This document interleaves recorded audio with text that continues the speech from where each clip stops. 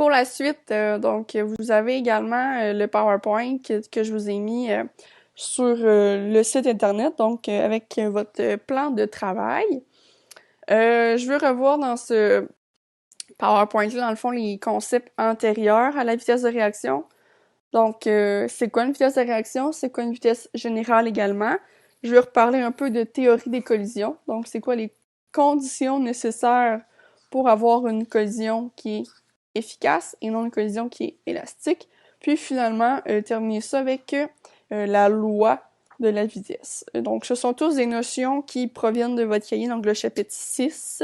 Vous allez avoir des exemples qui proviennent de ce cahier-là aussi. J'ai mis les pages qui étaient reliées à ça.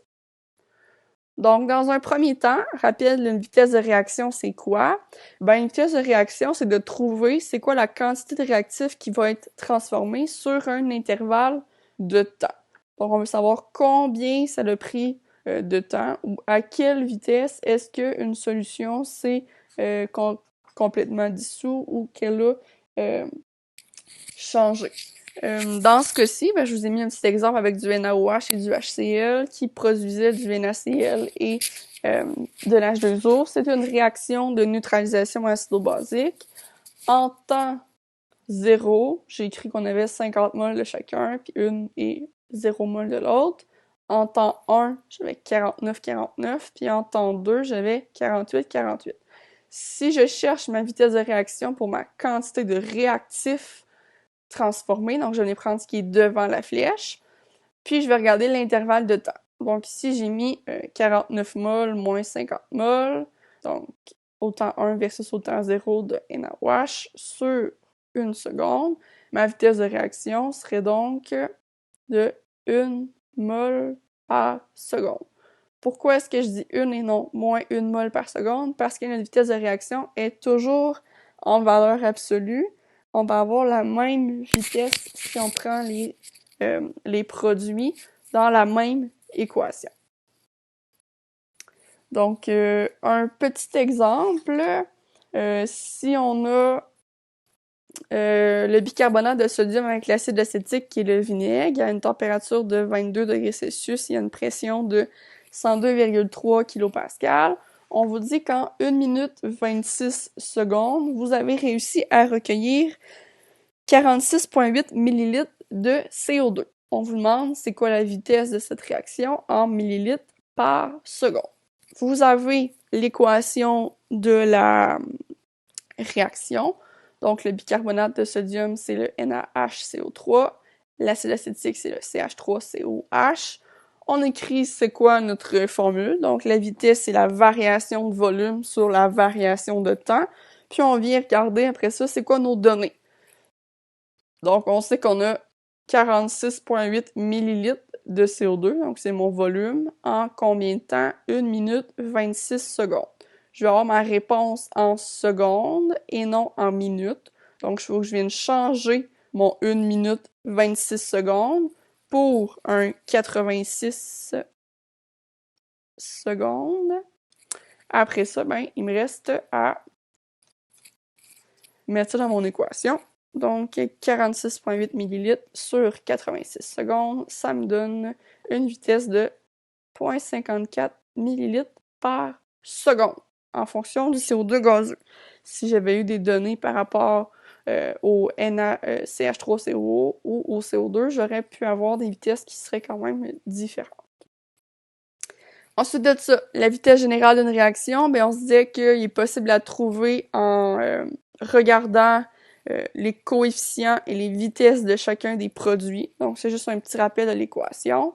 Si on a une vitesse pour notre réactif A, puis qu'on le divise par son coefficient, on va avoir la même vitesse pour notre réactif B divisé par son coefficient, qui est la même chose pour les produits, puis ça nous donne ce qui est la vitesse générale, donc VG.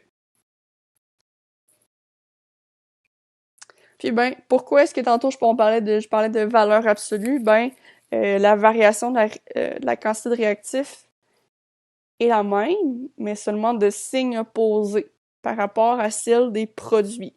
Donc, c'est pour ça qu'on est en mesure d'établir un rapport entre les vitesses des réactifs et les vitesses des produits, toujours avec la stoichiométrie. Donc, on la garde toujours quand même proche.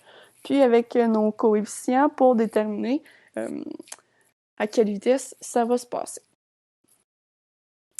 La théorie des collisions, je fais juste un rapide survol. C'est ce qui correspond à la section 6.2 dans votre cahier. Pour qu'il y ait collision efficace, il faut qu'il y ait deux conditions. Les particules doivent entrer en collision pour amorcer la réaction, sinon ça ne fonctionne pas. Puis aussi, il faut que les particules possèdent un minimum d'énergie cinétique pour briser les liaisons. Donc, pour être capable de passer par-dessus l'énergie d'activation, qui est le EA. Donc, si on reporte dans un petit schéma ici, mon EA est à ce niveau-là. Donc, si l'énergie est équivalente à l'énergie d'activation, les molécules vont réagir. Donc, ce qui est en mauve, ce sont les molécules qui ont suffisamment d'énergie, qui ont dépassé l'énergie d'activation, alors que celles qui sont en rouge, elles ne réagiront pas, elles n'ont pas assez d'énergie pour amorcer la réaction. Ce sont donc des collisions qui sont élastiques. Les molécules vont rebondir entre elles, mais elles ne seront pas en mesure de atteindre l'énergie pour pouvoir se séparer et après ça, se réarranger avec les molécules des produits. Donc là, on se rappelle qu'on n'a pas le même style de diagramme que quand on cherchait l'enthalpie. On a l'énergie cinétique et on a le nombre de molécules qui possèdent cette énergie-là. Alors que dans les autres graphiques, comme celui qui est en bas ici, ben c'est la progression de la réaction en fonction de l'enthalpie. Donc, c'est pour ça que l'énergie d'activation n'est pas au même endroit. Juste un petit rappel du tableau que vous avez également à la page 263. Ben, pour que la vitesse de réaction change, il faut qu'il y ait des conditions à respecter. Donc, si le nombre de collisions augmente, si l'énergie cinétique augmente, si l'énergie minimum pour réagir diminue, ça veut dire que ça augmente. Et en cas contraire, ben, notre réaction va diminuer. Puis finalement, juste faire un petit lien avec les mécanismes réactionnels. Donc, quand on parle d'étape déterminante, donc c'est l'étape qui comporte son énergie d'activation qui est la plus grande. Donc, c'est l'étape qui est la plus lente. Dans ce cas-ci, il faut toujours comparer entre nos réactifs et nos produits à tous les cas. Donc, dans ce cas-ci, j'ai 3 étapes.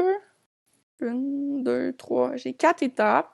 Puis c'est la 3e étape qui va avoir la vitesse de réaction qui va être déterminante parce que c'est celle qui est la plus